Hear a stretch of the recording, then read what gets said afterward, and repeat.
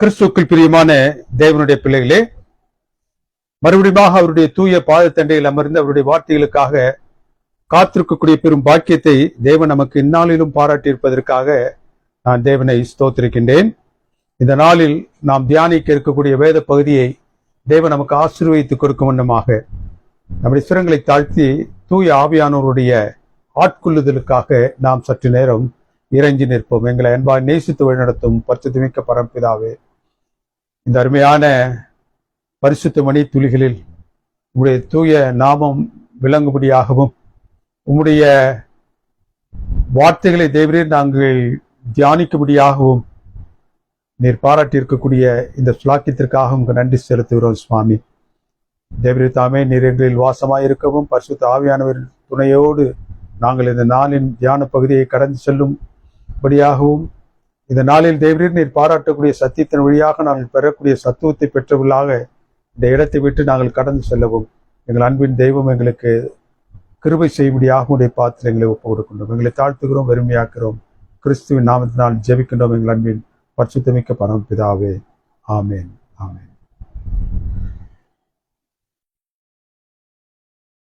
வேதத்தில் 2 ராஜாக்களின் புத்தகம். இது 560வது வருஷம் வரையில் உள்ளான பிரிக்கப்பட்ட இஸ்ரவேல் மற்றும் யூத ராஜ்யங்களை குறித்தும் அரசாட்சி செய்த ராஜாக்களை குறித்தும் தீர்க்கதரிசிகளை குறித்தும் இது பேசுகின்றது. சுமார் 853 பிசியிலிருந்து 586 பிசி வரையிலான ஒரு காலகட்டத்தில் இந்த புத்தகம் எழுதப்பட்டது. இந்நாட்களில் வாழ்ந்த 2 சமகாலத்தில் இருந்த தீர்க்கதரிசிகள் உலகில் இனி சம்பவிக்கக்கூடிய ஒரு காரியத்தை குறித்து அவர்கள் பேசுகின்றார்கள். அவ்வாறு அவர்கள் பேசும் பொழுது ஒரே சமகாலத்தில் வாழக்கூடிய அந்த தீர்க்கதரிசிகள் எதிர்கொண்டு நிற்கக்கூடிய நாட்களில் சம்பவிக்க போகின்ற அந்த நிகழ்வுகளை அவர்கள் பேசும் பொழுது, அதை குறித்து தீர்க்க தரிசனமாக உரைக்கும் பொழுது 2 விதமான வேறுபட்ட தீர்க்க தரிசனங்களை அவர்கள் உரைத்தார்கள். ஒரு தீர்க்கதரிசி சம்பவிக்கப் போகின்ற யுத்தத்தை குறித்தும் அதற்கு ஆயத்தப்படுதலை குறித்தும் அதற்கு ஆயத்தப்படுதலினுடைய அவசியத்தை குறித்தும் அதில் பயன்படுத்த வேண்டிய ஆயுதங்களை குறித்தும் அதை பயன்படுத்துவோர் தங்களை எவ்வாறு மாற்றிக்கொள்ள வேண்டும் என்பதை குறித்தும் அந்த தீர்க்கன் மிக தெளிவாக பேசுகின்றார். மற்றொரு தீர்க்கதரிசி அதற்கு நேர்விதமாக சமாதானத்தை குறித்தும் அதற்கான உபகரணங்களை குறித்தும் பேசுகின்றார். யோவேலின் புத்தகம் 3வது அதிகாரம் 10வது வசனத்தில் யுத்தத்திற்கு ஆயத்த பண்ணும் படியாக இங்கு பராக்கிரமசாலிகளே நீங்கள் எழும்புங்கள் என்றான். யுத்தத்திற்கு ஆயத்தம் பண்ணுங்கள், பராக்கிரமசாலிகளே நீங்கள் எழும்புங்கள். உங்களுடைய கரங்களில் இருக்கக்கூடிய மண்வெட்டிகளை பட்டயங்களாகவும் உங்களுடைய கரங்களில் இருக்கக்கூடிய அரிவாள்களை வில்களாகவும் நீங்கள் அடியுங்கள், வணையுங்கள்.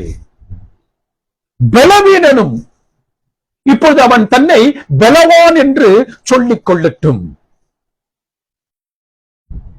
நீங்கள் உங்களையும் உங்களுடைய கரங்களில் இருக்கக்கூடிய ஆயுதங்களையும் ஆயத்தம் செய்து கொள்ளுங்கள். நீங்கள் எதிர்கொண்டு இருக்கக்கூடிய ஒரு யுத்தம் உங்களுக்கு முன்பதாக சம்பவிக்கப் போகின்றது. இது ஒரு தீர்க்கன்னு சொல்றான். அது யாருன்னா யோவேல் தீர்க்கதரிசி. யோவேல் தன்னுடைய புத்தகம் 3வது அதிகாரம் 10வது வசனத்தில் இந்த எச்சரிப்பை அவன் கொடுக்கின்றான். அவனுடைய சமகாலத்தில் வாழ்ந்தவனான ஏசாயா அவன் தன்னுடைய புத்தகத்தில் 2வது அதிகாரம் 4வது வசனத்தில் அந்த ஜனங்களை நோக்கி, நீங்கள் உங்களுடைய பட்டயங்களை மண்வெட்டிகளாகவும் உங்களுடைய ஈட்டிகளை அறிவாள்களாகவும் இப்பொழுது என்ன செய்யுங்கள்? அடியுங்கள். யோவேல் தீர்க்கன் அவர்கள் எதிர்கொண்டு நிற்க வேண்டிய அந்த போரின் அவசியத்தை அவர்களுக்கு அச்சுறுத்தி, நீங்கள் உங்களுடைய கரங்களில் இருக்கக்கூடிய மண்வெட்டியை பட்டயங்களாகவும் உங்களுடைய கரங்களில் இருக்கக்கூடிய அறிவாள்களை ஈட்டிகளாகவும் நீங்கள் அடித்து ஆயத்தமாக இருங்கள் என்று அவனுடைய எச்சரிப்பை கொடுக்கின்றான். அதே காலத்தில் வாழ்ந்த ஏசாயா அந்த பட்டயங்களை நீங்கள் இப்பொழுது என்ன செய்யுங்கள்? மண்வெட்டிகளாகவும் உங்களுடைய கரங்களில் இருக்கக்கூடிய அந்த வில்லை நீங்கள் மறுபடியும் அறிவாளாகவும் அடியுங்கள், வணையுங்கள், மாற்றுங்கள். காரணம், ஜாதிக்கு விரோதமாக ஜாதி பட்டயம் இனிமேல் எடுக்கப் போவதில்லை. அவர்கள் இனி யுத்தத்தை கற்பதும் இல்லை. இங்கே ஏசாயா தீர்க்கன் சமாதானத்தை குறித்து, சமாதானத்திற்கு ஏதுவான உபகரணங்களை குறித்து அவன் அங்கு பேசுகின்றான். தங்கள் கரங்களில் இருந்த யுத்த ஆயுதங்கள் சமாதானத்திற்கு ஏதுவான உபகரணங்களாக, கருவிகளாக மாற்றப்பட வேண்டிய அவசியத்தை குறித்து அவன் அங்கு பேசினான். எந்த ஆயுதங்களை யுத்தத்திற்காக உபயோகித்தீர்களோ அந்த ஆயுதங்களை, அழிவுக்கு ஏதுவாக எந்த ஆயுதங்களை நீங்கள் உங்களுடைய கரங்களில் வைத்திருந்தீர்களோ அந்த ஆயுதங்களை, ஒருவனை நித்தியத்திற்குள்ளாக கொண்டு செல்ல மீட்புக்கு ஏதுவாக அவனை அழைத்து செல்வதற்கு நீங்கள் இப்பொழுது என்ன செய்யுங்கள்? அதை மாற்றுங்கள். உங்களுடைய பட்டயங்களை மண்வெட்டிகளாகவும் உங்களுடைய வில்களை அறிவாள்களாகவும் நீங்கள் என்ன செய்யுங்கள்? மறுபடியும் அடியுங்கள். எவ்வளவு பலத்துடன் மூர்க்கமாக பட்டயங்களையும் வில்களையும் நீங்கள் இப்பொழுது பிரயோகித்தீர்களோ அதே பட்டயங்களை ஒருவனை காக்கும்படியாக, ஒருவனை நித்தியத்திற்குள்ளாக மீட்கும்படியாக நீங்கள் பயன்படுத்துங்கள். Change your mindset and use your things what you have in your hands. உங்களுடைய கரங்களில் இருக்கக்கூடியவைகளை நீங்கள் மாற்றியும் உங்களுடைய மனநிலையை நீங்கள் மாற்றியும் இப்பொழுது என்ன செய்யுங்க? அடுத்த நிலைக்கு நீங்கள் தயார் ஆகுங்கள் என்ற எச்சரிப்பை ஏசாயா கொடுத்தான். God's calling made to under qualified, தகுதி அற்றவர்களுக்கு ஒரு அழைப்பை இங்கு தேவன் விடுகின்றார். Weak people to be strong. இதைத்தான் இந்த யோவேல் தீர்க்கன் மிக தீர்க்கமாக அவன் உரைக்கின்றான். யோவேலின் புத்தகம் 3வது அதிகாரம் 10வது வசனத்தை நீங்கள் வாசிப்பீர்கள் என்றால், பலவீனனே உன்னை நீ பலவான் என்று எண்ணிக்கொள். நீ பலவீனன் என்பதை நான் நன்றாக அறிவேன். நான் உன்னை எதற்காக அழைக்கின்றேனோ அதற்காக நீ உன்னை தகுதிப்படுத்திக் கொள்ள வேண்டும் என்றால் நீ என்ன செய்ய? உன்னை பலவீனனாக எண்ணிக்கொள்ளாமல் நீ பலம் பொருந்தியவனாக, பலவானாக நீ இப்பொழுது நீ உன்னை நினைத்துக் கொள். தேவனுக்கு பிரியமானவர்களே, he says that you are strong. You must say that you are strong. பலவீனனே, நீ உன்னை பலவானாக நினைத்துக்கொள். It's a powerful call for the spiritually weak to declare themselves as strong in God. என்ன சொல்லுகின்றது இந்த வேதத்தின் பகுதி? பலவானாகிய நீ உன்னை, பலவீனனாகிய நீ உன்னை பலவான் என்று சொல். Transform your weakness into divine strength. Transform your weakness into divine empowerment. அவ்வாறு நீ உன்னை பாவித்துக் கொள்ளும் பொழுது நீ அதுவாக மாற்றம் பெறுவாய். யோவேல் 3:10 என்ன சொல்லுகின்றது? It talks about the paradox of strength in weakness. தோற்ற முரணை குறித்து அது பேசுகின்றது. ஆரம்பத்தில் அது முடியாதது போல் தோன்றும். அது ஆரம்பத்தில் முடியாதது போல் முரணாக தோன்றினாலும் அது சாத்தியமாகும். எது சாத்தியமாகும்? நீ பலவீனன் என்று இருக்கும் பொழுது நீ உன்னை பலவான் என்று நினைத்துக் கொள்வாய் என்றால், நீ பலவானாக இருப்பதற்குரிய அந்த பலம் உன்னை வந்து சேரும். A weak shall become a strength, because God will empower you. The external strength will be provided. பலவீனனாகிய நீ பலவானாய் ஆவாய். எப்போது பலவீனனாகிய நீ பலவானாய் ஆவாய்? உன்னுடைய சிந்தையில், உன்னுடைய மனசில் நீ உன்னை பலவான் என்று சிந்திக்கும் பொழுது, பலவான் என்று நினைக்கும் அந்த நேரத்தில் தானே நீ பலவீனத்திலிருந்து பலனை பெறுவாய். யோவேல் 3:10 என்ன சொல்றது? ஆகவே நீ உன்னை பலவான் என்று சொல். It is a faith-filled confession. It is a divine empowerment. பலவீனன் தன்னை பலவான் என்று சொல்வானாக. தேவனுக்கு தெரியும் நீங்களும் நானும் பலவீனர்கள் என்று.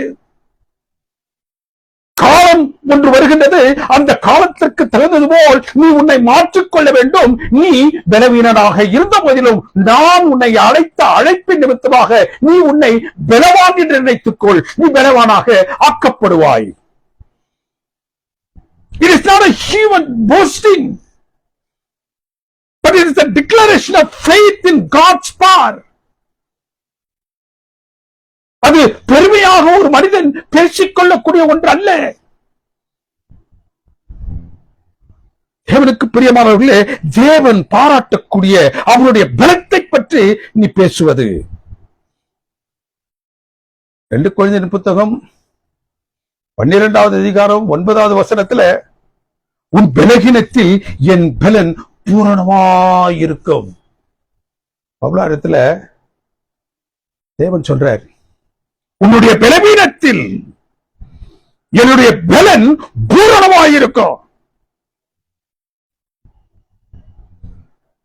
அந்தபடி பவுல் சொல்ற, இப்போ அந்தபடி நான் பலவீனமாய் இருக்கும் பொழுதே பலமுள்ளவனாய் இருக்கிறேன்.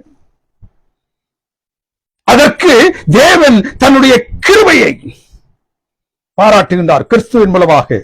கிறிஸ்து சொல்றாரு, என் கிருபை உனக்கு போதும்.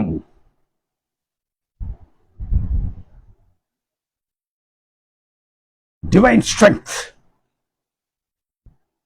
என் கிருபை உனக்கு பாராட்டப்படுவதனால் நீ தைரியமாய் சொல். பலவீனனாகிய நீ நான் பலவான் என்று தைரியமாக சொல். ஏனென்றால் உன்னில் நான் என்னுடைய கிருபையை பாராட்டுகின்றேன். God changes what you have in your hand. God changes first your mindset. உன்னுடைய மனநிலையை, பலனற்றவன் என்று நீ நினைத்துக் கொண்டிருக்கக்கூடிய உன்னுடைய மனநிலையை இப்பொழுது அவர் மாற்றி நீ பலவான் என்று உன்னை நினைத்துக்கொள் என்று சொல்லுகின்றார். அதற்கு பிறகு என்ன செய்கின்றார்? அவனை பலப்படுத்திய பிறகு அவனுடைய கரத்தில் இருக்கக்கூடிய தேவனுக்கு பிரியமானவர்களே, அந்த கருவியை அவர் இப்பொழுது மாற்றுகிறார். எதற்காக உன்னை பலவனாக மாற்றினேனோ அதை நிறைவேற்றுவதற்கு நீ மாறினால் மாத்திரமல்ல, உன்னுடைய கரங்களில் இருக்கக்கூடிய அந்த உபகரணங்களை நீ இப்பொழுது மாற்றிக்கொள்ள வேண்டும். நீ எதிர்கொண்டு நிற்பது ஒரு யுத்தம். அந்த யுத்தத்திற்கு நீ உன்னை ஆயத்தப்படுத்திக் கொள்ள வேண்டும் என்றால் உன் கரத்தில் உள்ள கருவிகள் பொருத்தப்பட்டதாக இருக்கின்றது. நீ யுத்தத்திற்காக ஆயத்தப்பட வேண்டும் என்று நான் உன்னை அழைத்திருக்கின்றேன். ஆனால் உன்னுடைய கரத்திலோ இருப்பது பொருத்தமற்ற கருவிகள். உன்னுடைய கரத்துல மண்வெட்டியும் உன்னுடைய கரத்துல அறிவாலும் இருக்கின்றது. நீ உன் ஜீவனத்தை காக்கும்படியாக, உன்னுடைய பிழைப்புக்கேற்ற வேலைகளை செய்யும்படியாக வைத்திருக்கக்கூடிய அந்த கருவிகளை நீ என்ன செய்ய இப்போது மாற்று. ஏனென்றால் நீ சந்திக்க போவது ஒரு யுத்தம். நீ நிற்கக்கூடியது யுத்த களம். நீ பலன் பொருந்தியவனாக நிற்கும் பொழுது உன்னுடைய கரத்தில் யுத்தத்துக்கு ஏதுவான யுத்த அணிகலன்களும் ஆயுதங்களும் இருக்க வேண்டும். தேவனுக்கு பிரியமானவர்களே, இப்பொழுது நீங்கள் எதிர்கொண்டுள்ள சூழல், யோவேல் சொல்றார், நீங்கள் உங்கள் கரங்களில் மண்வெட்டிகளையும் அறிவாளையும் வைத்திருக்கக்கூடிய நேரம் இல்லை. உங்களுடைய பிழைப்பு கற்ற காரியங்களை நீங்கள் சம்பாதிப்பதற்கேற்ற நேரம் இல்லை. உங்களுடைய கரங்களில் இருக்கக்கூடிய அந்த ஆயுதங்களை, கருவிகளை நீங்கள் என்ன செய்ய, யுத்த ஆயுதங்களாக மாற்றுங்கள். யோவேல் உரைத்த நாட்கள் அவர்கள் வலிமை மிக்க படைகளை சந்திக்கக்கூடிய ஒரு நாட்களை எதிர்நோக்கி இருந்துச்சு. பாபிலோனிய முற்றுகைகளை அவரது எதிர்நோக்கி நிற்க வேண்டிய காலங்களாக அது இருந்தது. ஆகவே யோவேல் என்ன சொல்றா, நீங்கள் உங்களுடைய கரங்களில் பிடித்துக் கொண்டிருக்கக்கூடியது மண்வெட்டி அல்ல. உங்களுடைய கரங்களில் நீங்கள் பிடித்துக் கொண்டிருக்க வேண்டியது அறிவாள் அல்ல, பட்டயம், ஈட்டி. தேவன் அவர்களை தங்கள் எதிரிகளை எதிர்கொள்ள புதிதாக ஒரு பட்டயத்தை அவருடைய கரங்களில் கொண்டு வந்து கொடுக்கல. நீங்கள் நிற்பது யுத்தக்களம். நீங்கள் போரிடும்படியாக அழைக்கப்பட்டு இருக்கின்றீர்கள். அந்த போரிடுவதற்காக உங்களுடைய கரங்களில் இருக்க வேண்டிய அந்த பட்டயத்தையும் உங்கள் கரங்களில் இருக்க வேண்டிய அந்த ஈட்டியையும் நான் இப்பொழுது புதிதாக கொண்டாந்து எதையும் கொடுக்க போவதல்ல. உங்களுக்கு நான் அதை கொடுக்கவும் இல்லை, இனி கொடுக்க போவதும் இல்லை. பலவீனராக இருந்த உங்களை உங்களுடைய மனதளவில் எப்படி பலன் பொருந்தியவர்களாக மாற்றினேனோ அதே போன்று வேகமற்றதாக இருக்கக்கூடிய உங்களுடைய கரங்களில் இருக்கக்கூடிய அந்த மண்வெட்டியையும் அந்த அறிவாளையும் இப்பொழுது நான் மாற்றப் போகின்றேன். அவைகளை பட்டயங்களாகவும் அவைகளை வில்களாகவும் நான் மாற்றப் போகின்றேன். மாற்றினார். யுத்தத்திற்கு புதிய ஆட்களையும் அவர் தெரிந்து கொள்ளவில்லை. யுத்தத்திற்கென்று அவர்களுடைய கரங்களில் புதிதாக ஈட்டியையும் பட்டயங்களையும் அவர் கொண்டாந்து கொடுக்கல. He chose the same people and the same equipments. அவர்களையே அந்த யுத்த வீரர்களாக அவர் மாற்றினார். யுத்தமறியாத, பொருத்தமற்ற அவர்களை அந்த யுத்தத்தில் பங்கு கொள்ளும்படியாக, எதிரியை எதிர்கொண்டு நிற்கும்படியாக அவர்களை அவர் மாற்றினார். பலவீனனாக இருந்த அவர்களை பலம் பொருந்தியவர்களாக மாற்றினார். தங்களுடைய கரங்களில் தங்களுடைய வாழ்வு ஆதாரத்திற்கென்று, பிழைப்புக்கென்று அவர்கள் வைத்திருக்கக்கூடிய கருவிகளாகிய மண்வெட்டிகளையும் அவருடைய கரங்களில் இருந்த அந்த அறிவாள்களையும் இப்பொழுது பட்டயங்களாகவும் வில்களாகவும் அவர் மாற்றினார். Same people, same equipments, same everything. நீங்கள் உங்களை உடனடியாக மாற்றிக்கொள்ள வேண்டும். God is talking to them.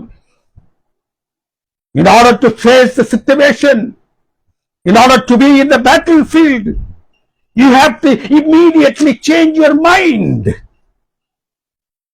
உங்கள் கரங்களில் இருக்கக்கூடிய கருவிகளையும் நீங்கள் மாற்றிக்கொள்ள வேண்டும். இப்போது உங்களுடைய கரங்களில் இருக்க வேண்டியது உயிர் வாழ்வதற்கு நீங்கள் பயன்படுத்தக்கூடிய கருவிகள் அல்ல. உங்கள் உயிரை தப்புவித்துக் கொள்வதற்கு நீங்கள் உபயோகிக்க வேண்டிய பேராயுதங்கள். அதற்காக அவர் வெளியிலிருந்து எந்த கொண்டு வரல. Use what you have in your hands. உங்களுடைய கரங்களில் இருக்கக்கூடியதை நீங்கள் என்ன செய்யுங்க? உபயோகிங்கள். எங்களுக்கு புதிதான அளவில் நாங்கள் செய்யக்கூடிய அந்த யுத்தத்திற்கு, நாங்கள் சந்திக்கக்கூடிய எதிரிகளை சந்திப்பதற்கு ஏதுவான பட்டயங்களை நீர் எங்களுக்கு செய்து தாரும், பட்டயங்களை எங்களுக்கு கொடும் என்று தேவனிடத்தில் கேட்டு அவர்கள் அமர்ந்திருக்கவில்லை. அவர்களை அவர் என்ன சொல்றாரு? You don't need to wait for the new weapons to be given in your hands. எதிரை சந்திப்பதற்கு ஏதுவான பட்டயங்களையும் வில்லையும் நான் கொடுக்க வேண்டும் என்பதற்காக நீங்க காத்திருக்க வேண்டாம். There is no time for you to wait. Convert your plowshares into sword. Convert your pruning hooks into spear.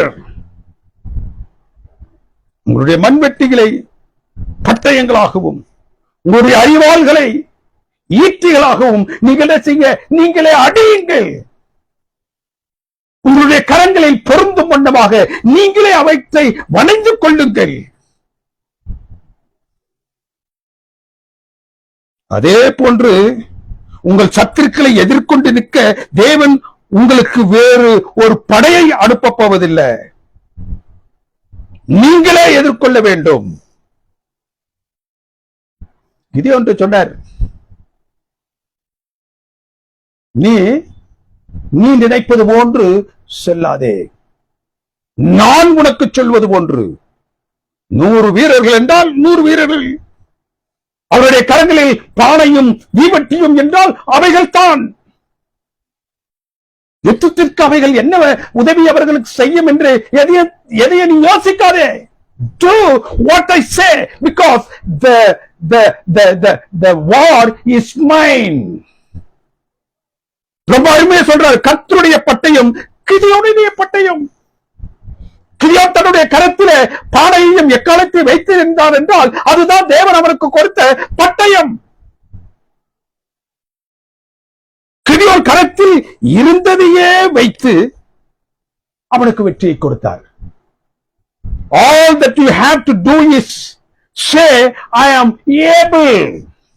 மனதளவில். And use what you have in your hands. உன்னுடைய கரத்தில் இருப்பதை வைத்து நீ என்ன செய்ய? உன்னுடைய எதிரிகளை சந்திப்பதற்கு ஆயத்தமாக. பவுலார் தன்னுடைய வெற்றியின் ரகசியத்தை சொல்றார். 2 கொரிந்தியர் புத்தகம் 12வது அதிகாரம் 16வது வசனத்துல, அந்தபடியே நான் பலவீனமாய் இருக்கும் பொழுது பலம் உள்ளவனாய் இருந்தேன். பலவீனமாக இருக்கும் பொழுது நான் பலம் உள்ளவனாக இருந்தேன். எப்படி? என்னை பலப்படுத்துகிற கிறிஸ்துவினால் எனக்கு எல்லாவற்றையும் செய்ய எனக்கு பலன் உண்டு.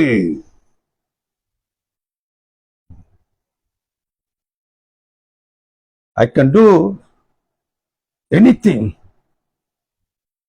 by the power of the Lord. என்னை பலப்படுத்துகிற தேவனால் எனக்கு எல்லாவற்றையும் செய்ய பலன் உண்டு என்று என்னுடைய மனதில் நான் திண்ணமாய் நினைத்தவனாய். இதைத்தான் வேதத்துல இந்த யோவேல் தீர்க்கன் சொல்றான். What you are going to face is going to be as a war. நீ ஒரு போரை சந்திப்பதற்கு ஏதுவான சூழலை உனக்கு முன்பதாக சத்ருவாகிய சாத்தான் கொண்டு வைத்தாலும், யோவேல் திருக்க இந்த புதிய வருஷத்துல உங்களுக்கும் எனக்கும் என்ன ஒரு திடகாத்திரமான நம்பிக்கை கொடுக்கின்றான் என்றால், நீங்க உங்களை பலப்படுத்துகிற தேவன் உங்களோடு இருக்கின்றார் என்று நீங்க என்ன செய்யணும்? விசுவாசிக்கணும். அவரால் என்னால் எல்லாம் செய்ய முடியும் என்று நீ விசுவாசி. உன்னுடைய பலவீனத்தில் பலத்தை கொடுக்கின்ற தேவன் ஒருவர் உன்னோடு இருக்கின்றார் என்ற நிலையில நீ இந்த வருஷத்தை கடந்து செல்.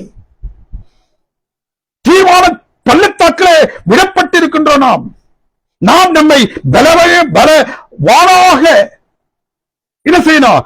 பாவித்து தேவ வல்லமையை நாம் பெற்றவர்களாக, அதை நமதாக்கி கொண்டவர்களாக தீர்மானத்தோடு நாம் எதிர்கொண்டு நிற்கின்ற அந்த வருஷத்தை நாம் கடந்து செல்வதற்கு துணிந்தோம் என்றால் நம்முடைய பலவீனத்தில் பலனை தராரு. எதிரியை சந்திப்பதற்கேற்ற அந்த ஆயுதங்களை, நம்மிடத்தில் இருக்கக்கூடிய ஆயுதங்களை அவனை எதிர்க்கக்கூடிய அளவிற்கு அவற்றை மாற்றி நம்முடைய கரங்களில் அவர் கொடுக்கின்றார். இது யோவேல் தேவனுடைய பிள்ளைகளுக்கு கொடுத்த ஒரு செய்தி. This is first innings.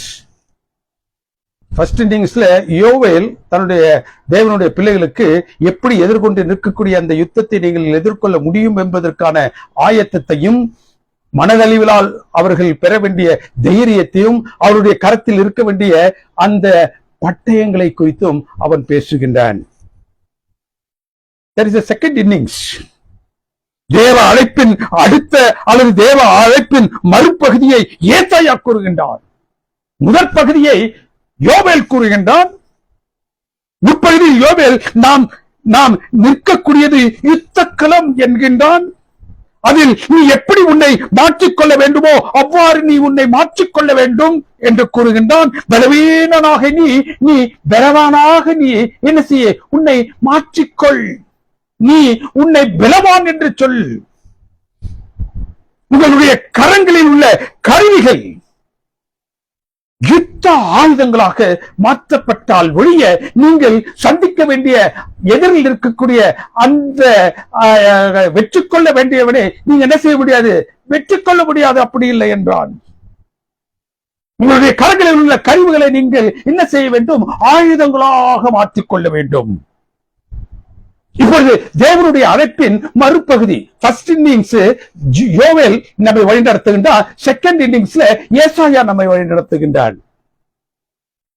தேவனுடைய அழைப்பின் பிற்பகுதியில் நாம் என்ன செய்ய வேண்டும் என்று ஏசாயா கூறுகின்றார். தேவனுடைய அழைப்பின் ஒரு பகுதியில அல்லது முற்பகுதியில் யுத்தத்திற்கான அவசியத்தை குறித்து யோவேல் பேசுகின்றான். ஏனென்றால் கட்சிக்க சிங்கம், அந்தகார லோகாதிபதி சாத்தான், அவனுடைய இடத்தில் நாம் சந்திக்க வேண்டிய நெருக்கடி நமக்கு இருப்பதினால் அதற்கேற்ற நிலையில் எப்படி நீ யுத்த அணிகலன்களை உன்னில் வைத்திருக்க வேண்டுமோ ஆயுதம் தரித்தவர்களாக சாத்தானை வெற்றி சிறக்க நாம் பலவீனனாக இருக்கும் பொழுது பலவான் என்று நினைத்துக் கொள்ளணும். When you face Satan, say that I am strong. Say that I am strong enough to face you. என்னை பலப்படுத்துகிற என்னுடைய தேவனால் எனக்கு பலன் உண்டு. Because God imputes His righteousness unto me. இந்த செகண்ட் ஃபேஸ்ல இந்த பாவத்தின், சாத்தானின், உலகத்தின் மீதான வெற்றியை நீங்களும் நானும் பெற வேண்டும் என்றால் இந்த வெற்றியின் ரகசியத்தை நாம் அறிந்திருக்க வேண்டும்.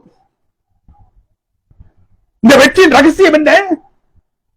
சாத்தானை அவருடைய இடத்தில் அவனை மேற்கொள்வதற்கு ஏதுவாக நாம் என்ன செய்ய வேண்டும்? நம்முடைய மனநிலையை மாற்றி, பலகீனன் என்று சாத்தான் உங்களை அடிமைப்படுத்தி வைத்திருப்பேன் என்றால் கர்த்தராகிய இயேசு கிறிஸ்துவின் நாமத்தினால் பெறக்கூடிய அந்த பலத்தை பெற்றவர்களாக நீ அவனிடத்தில் நான் பலம் பொருந்தியவன். You tell him that I am strong enough to face you.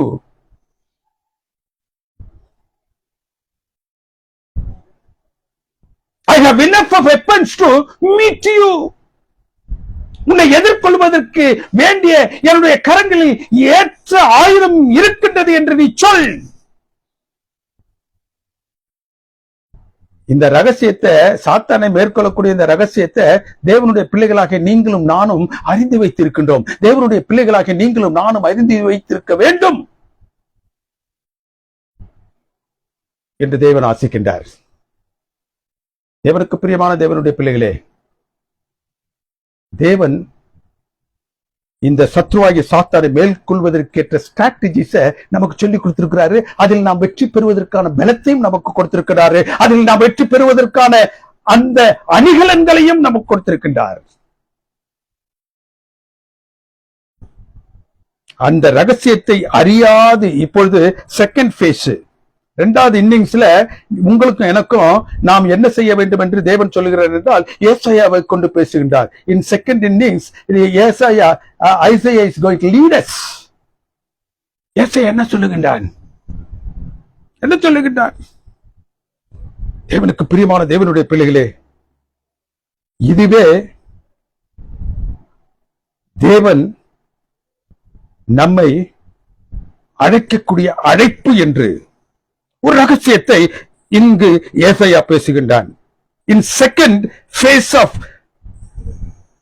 Challenging Satan, அதற்கு நாம் ஒரு மாற்றத்தை பெற வேண்டும். ஒரு மாற்றம் நம்மில் என்ன செய்யப்பட வேண்டும்? ஏறெடுக்கப்பட வேண்டும்.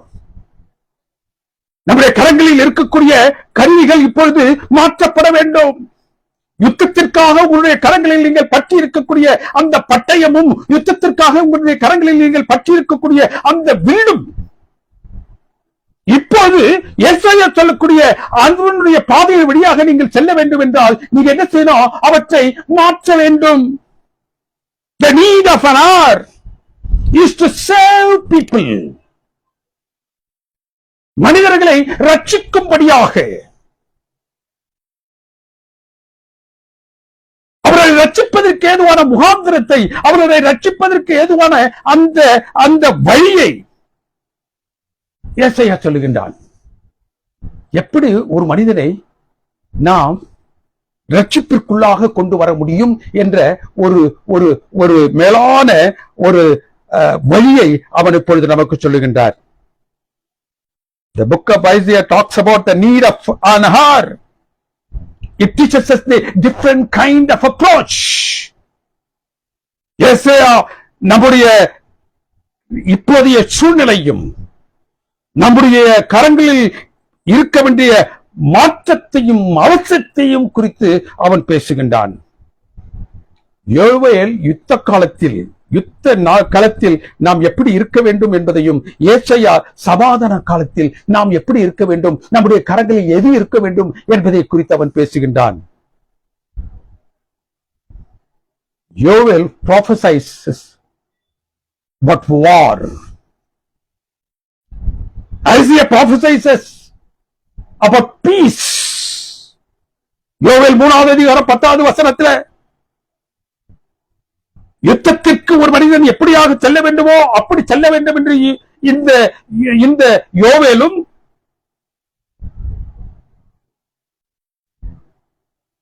இந்த ஏசாயானவன் தன்னுடைய புத்தகம் 2வது அதிகாரம் 4வது வசனத்தில் நீங்கள் இப்பொழுது எப்படி போக வேண்டும், உங்களுடைய கரங்களில் என்னவெல்லாம் இருக்க வேண்டும் என்பதை குறித்து அவன் பேசுகின்றான். யோவேல் உங்களுடைய கரங்களில் உள்ள மண்வெட்டிகளையும் அறிவாளையும் பட்டயமாகவும் நீங்க என்ன செய்யுங்க, ஈட்டிகளாகவும் மாற்றுங்கள். அதுதான் the need of the hour என்று அவன் என்ன செய்தான், உரைத்தான். இப்போது ஏசாயா என்ன சொல்றான், இந்த need of the hour is now a different one. You have to get people unto God. தேவனுடைய சமூகத்தில் அழிவில் இருக்கக்கூடியவர்கள் என்ன செய்யணும், நீ அவருடைய தூய சமூகத்திற்குள்ளாக கொண்டு வர வேண்டும். ஆகவே உங்களுடைய கரங்களில் இருக்கக்கூடிய அந்த வேறு யுத்தத்திற்கு நீங்கள் உபயோகித்த அந்த பட்டயங்களை என்ன செய்யுங்க, மறுபடியும் மண்வெட்டிகளாக மாற்றுங்கள். உங்களுடைய கரங்களில் இருக்கக்கூடிய அந்த வில்களை மறுபடியும் நீங்கள் அறிவாளர்களாக மாற்றுங்கள்.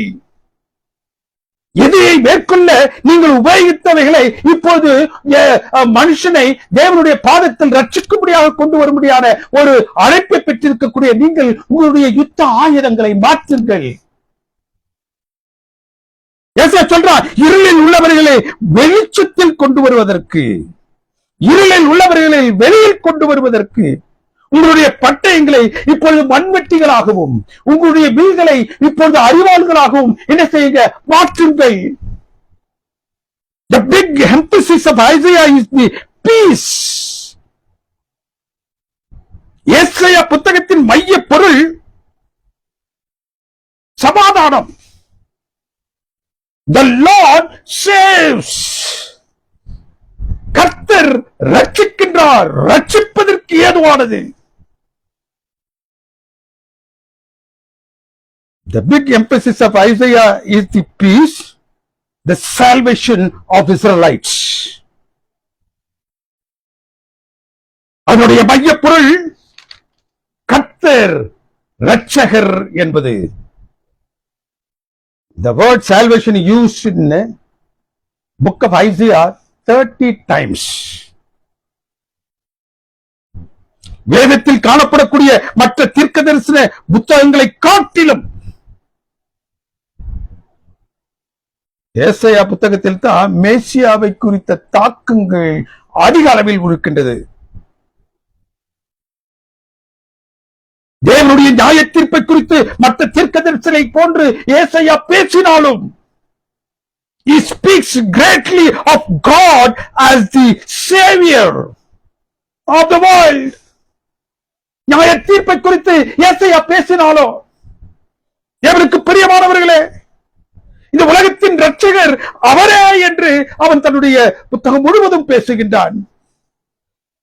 வரப்போகிற மேசியாவை குறித்தும் அவர் மூலமாக பாராட்டப்பட போகின்ற ரட்சிப்பை குறித்தும் அவன் பேசுகின்றான். Salvation is the gospel. ஏசாயா புத்தகத்தில் ரட்சிப்பு என்பதுதான் நற்செய்தி. To preach the gospel is nothing but proclaiming peace. நற்செய்தியை கொண்டு சென்றல் என்பது வேறொன்றுமில்லை, சமாதானத்தை இந்த உலகத்திற்கு கூறுவது. Gospel, it is nothing but proclaiming peace.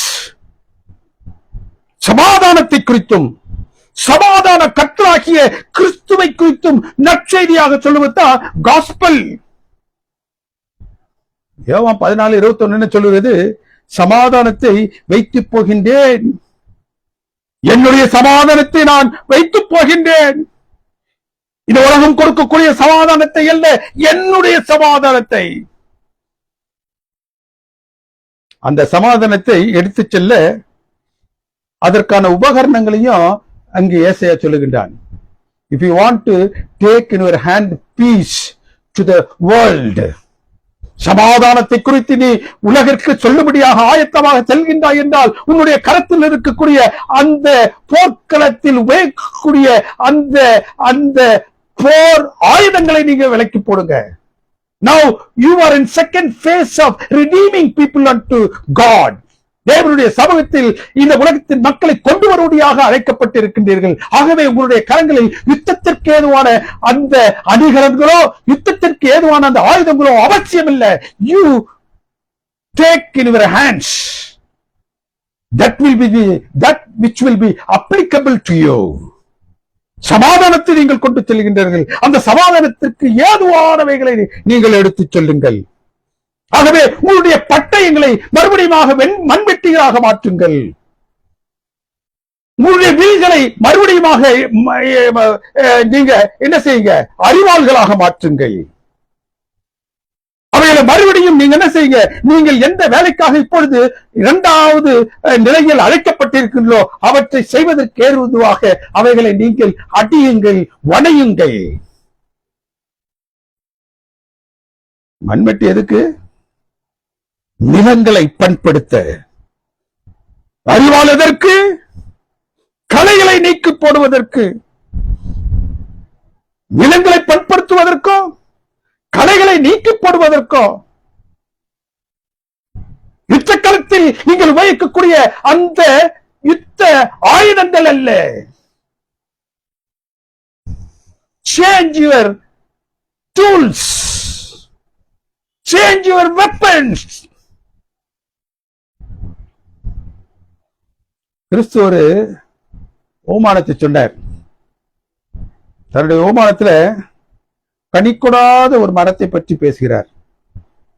வெட்டிப்பட வேண்டிய அந்த மரத்தை சுற்றிலும் அந்த தோட்டக்காரன் சொல்ற தேவனிடத்துல, அந்த எஜமான இடத்துல, நான் கொத்தி களை பிடுங்கி நீர் பாய்ச்சி இவற்றை செய்வதற்கு நான் என்ன செய்ய போகின்ற, என்னுடைய கரங்களில் இருக்கக்கூடிய மண்வெட்டியை கொத்துவதற்கும் என்னுடைய கரங்களில் இருக்கக்கூடிய அழிவாலை அந்த களைகளை நீக்குவதற்கும் உபயோகித்து நான் அந்த அந்த கனிக்கொடாத மரத்தை கனி கொடுக்கும் அளவிற்கு மாற்றுவேன். உலகத்துல கடைசி நிலையில் சத்தியம் அறியாது வெட்டப்பட வேண்டும் என்ற நிலையில் இருக்கக்கூடிய மரங்களை குறித்து இங்கு கர்த்தராகிய இயேசு கிறிஸ்து பேசுகின்றார். அவைகளை காக்க வேண்டும் என்றால் அவர்களை சுற்றிலும் நீ என்ன செய்யணும்? கொத்தணும். அதை கொத்துவதற்கு உன்னுடைய கரங்களில் மண்வெட்டி மறுபடியும் அவசியம். அவைகளை வளர விடாமல் தடுக்கக்கூடிய அந்த கலைகளை நீ எடுத்தறிய வேண்டும் என்றால் அறிவுகளை நீ உபயோகிக்க வேண்டும். தேவனுக்கு பிரியமானவர்களே, அந்த சமாதானத்துக்கு ஏதுவான பணியைத்தான் ஏசாயா அது பற்றித்தான் பேசுகின்றான்.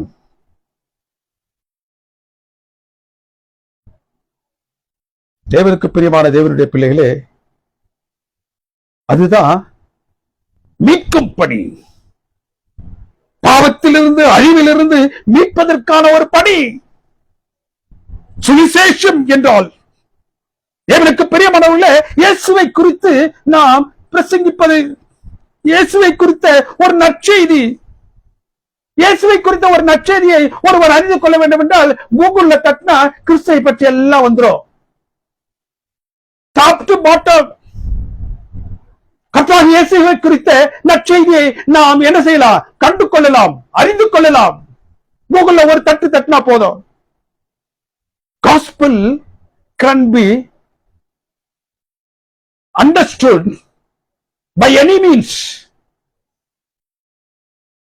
ஆனால் நித்திய சுவிசேஷம் அது என்ன?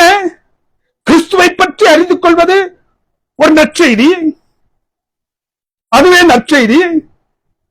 ஆனால் நித்திய நற்செய்தி, நித்திய சுவிசேஷம் என்றால் என்ன? கிறிஸ்துவின் கரத்தில் இருக்கக்கூடிய ஜீவனுக்கு ஏதுவான நித்திய சுவிசேஷம். சுவிசேஷம்ன்றது கர்த்தராகிய இயேசு கிறிஸ்துவை பற்றி படிப்பது.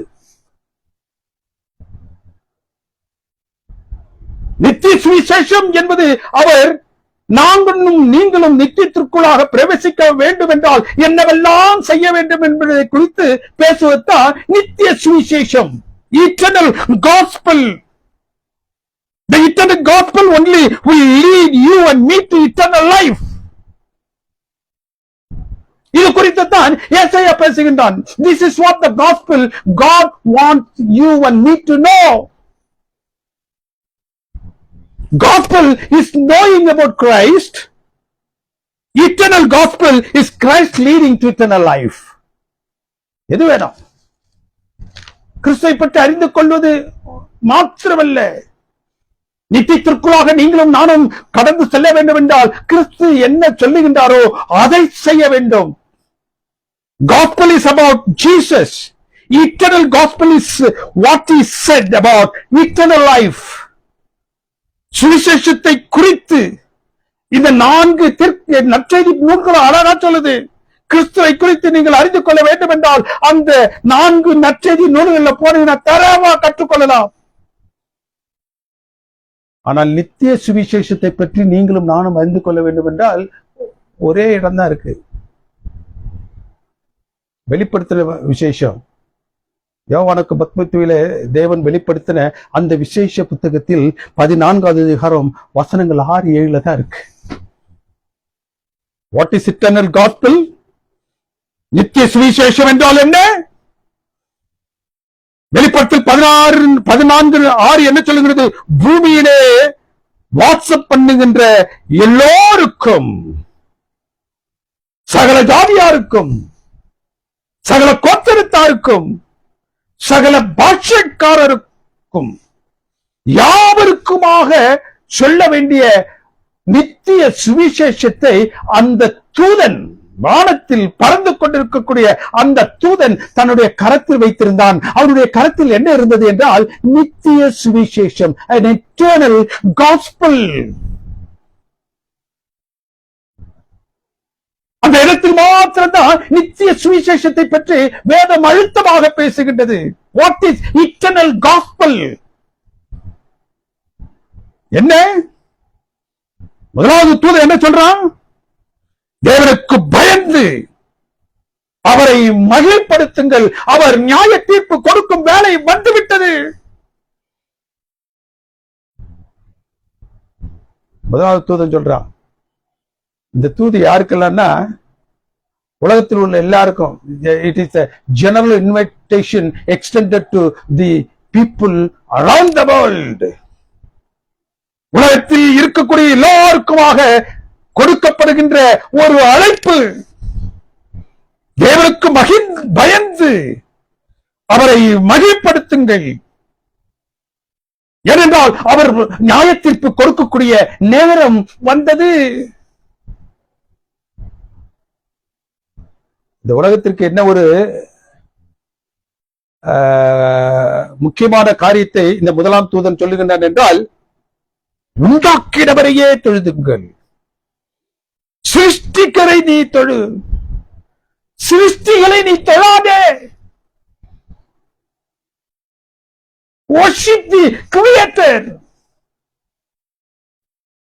இந்த உலகத்தில் உள்ள மக்கள், இன்றைக்கு உலகம் படைக்கப்பட்ட வேலை வணங்கிக் கொண்டிருக்கின்றது. எவற்றை கண்டெல்லாம் அவர்கள் பயப்படுகின்றார்களோ அவற்றை எல்லாம் அவர்கள் கடவுளாக மாற்றி போட்டு விட்டார்கள்.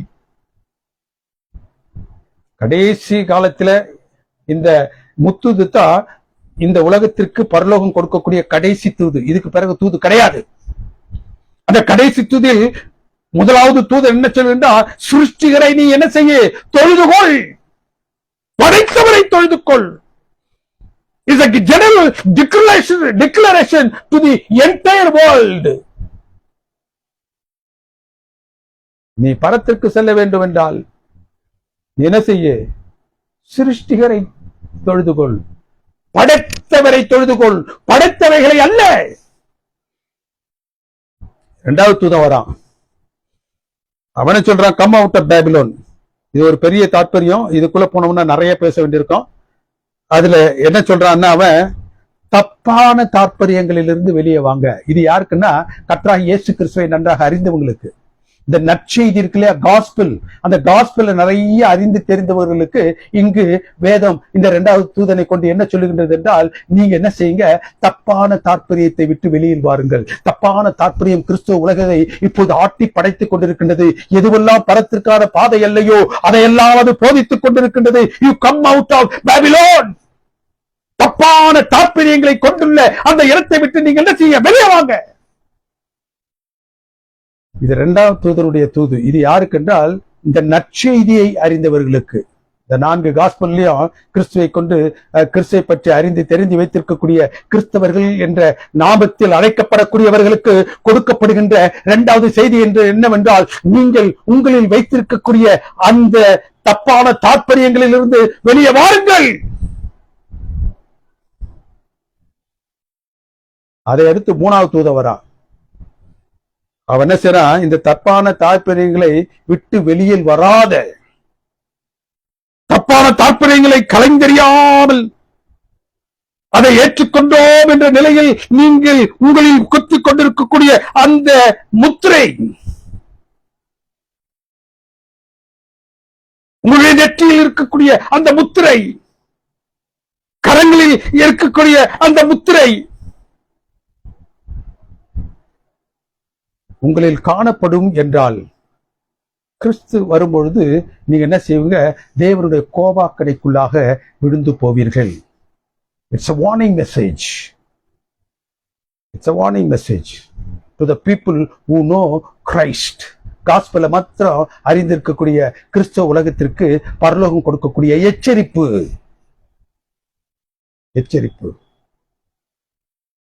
முதல் தூது உலகத்தில் உள்ள எல்லாருக்கும்.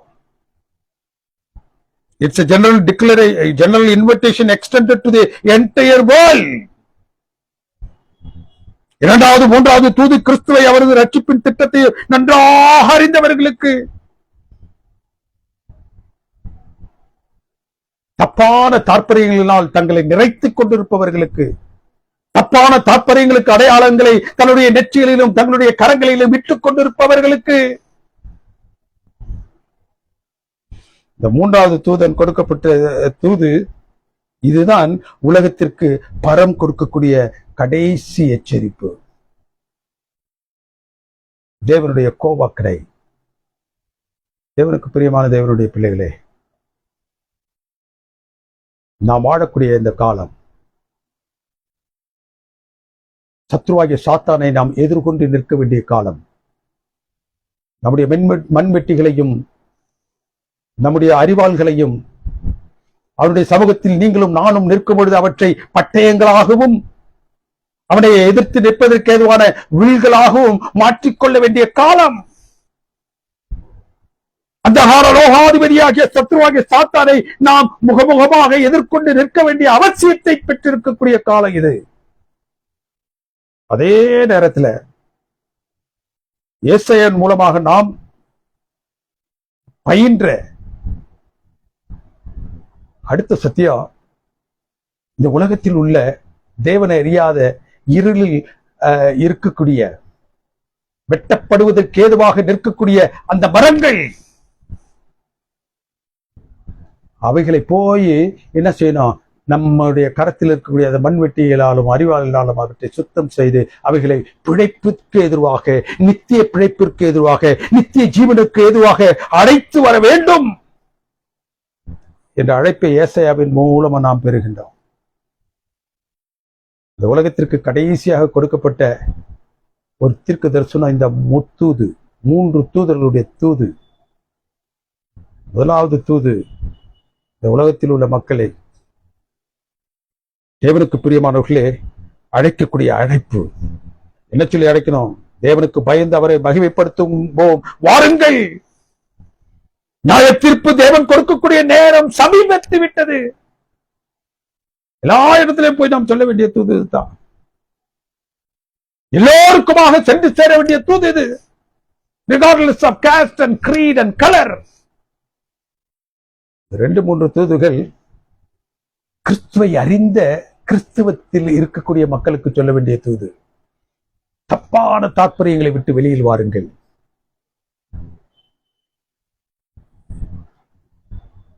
தப்பான தாற்பயத்திற்கு ஏதுவான முத்திரைகளை நீங்கள் கலைந்தறிந்தவர்களாக வெளியே வாருங்க.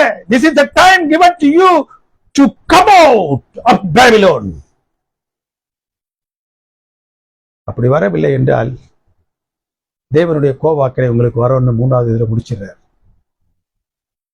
தேவனுக்கு பிரியமானவர்களே, தேவனுடைய சமூகத்தில் இருக்கக்கூடிய நீங்களும் நானும்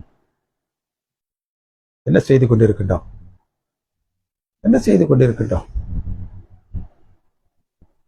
யோவேல் தீர்க்கதரிசி நமக்கு கொடுக்கக்கூடிய எச்சரிப்பை நம்முடைய மனதில் நாம் வைத்தவர்களாக, சத்ருவாகிய சாத்தானை எதிர்த்து நிற்கக்கூடிய ஆயுதங்கள் தரித்தவர்களாக நாம் காணப்படுகின்றோமா?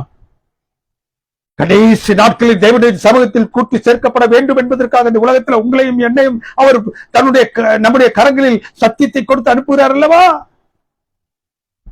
கொத்தி பண்படுத்தி அழிந்து கொண்டிருக்கக்கூடிய மரங்களை மறுபடியும் பிழைப்பிற்குள்ளாக நீ கொண்டு வர வேண்டும் என்ற அழைப்பை நம்மிடத்தில் கொடுத்திருக்கிறார் அல்லவா? அதை செய்து கொண்டிருக்கின்றோமா? கர்த்தராகிய இயேசு கிறிஸ்து சீக்கிரமாக வரப்போகின்றார். அவருடைய வருகை மிக சீக்கிரத்தில் சம்பவிக்கப் போகின்றது. அவருடைய வருகை மிக சீக்கிரத்தில் சம்பவிக்கப் போவதால் இந்த யோவேல் தீர்க்கதரிசி நம்மிடத்தில் கொடுத்திருக்கக்கூடிய எச்சரிப்பையும் பெற்றவர்களாக, ஏசாயாவிற்கு நம்மிடத்தில் கொடுத்திருக்கக்கூடிய அந்த ஊழிய பாரத்தையும் நாம் தாங்கியவர்களாக இந்த உலகத்தில் என்ன செய்யணும்? கடந்து செல்ல வேண்டும். யோவானின் மூலமாக நமக்கு கொடுக்கப்பட்டிருக்கக்கூடிய அந்த முத்தூதை நம்முடைய கரங்களில் ஏந்தியவர்களாக இந்த உலகம் எங்கிலும் நாம் சென்று இந்த உலகத்தை அவருடைய வருகை நான் சம்பவிப்பதற்கு முன்பதாக அவருடைய ரட்சிப்பின் திட்டத்திற்கு ஈடாக கொண்டு வர வேண்டும். அப்பேற்பட்ட பாக்கியத்தை இந்த வருஷத்தில் தேவன் உங்களுக்கு எனக்கும் தர வேண்டும். இதுதான் இந்த வருஷம் நமக்கு கொடுக்கப்பட்டதற்கான நோக்கம். இந்த வருஷத்திற்குள்ளாக நீங்களும் நானும் கடந்து செல்லும் பொழுது சத்ருவாகிய சாத்தானை எப்படியெல்லாம் எதிர்கொள்ள வேண்டும் என்ற ஒரு நிலையை யோவேல் நமக்கு சொல்லுகின்றான். நீங்க பலவீனர்களாக உங்களை நினைப்பீர்கள் என்றால் உங்களை நீங்கள் பலவான்கள் என்று என்ன செய்யுங்க, சொல்லிக்கொண்டு அந்த சத்ருவாகிய சாத்தான் முன்பாக நில்லுங்கள்.